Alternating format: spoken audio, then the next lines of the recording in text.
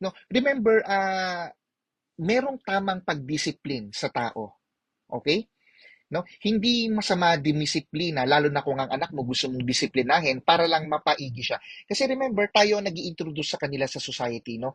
So, whatever we teach our children is what will they become in the future.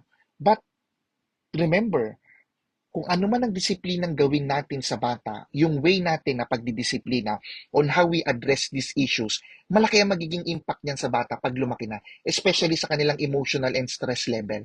Nagigets niyo po ba yung gusto kong sabihin? Kaya may mga bata minsan lumalaki nagiging um, nagkakaroon ng conduct disorder, no? Although antisocial personality disorder, no, sometimes are genetic, no? But most of them, those person na nag-develop ng mga antisocial personality disorder, ay may problema sa upbringing, no? Sa pag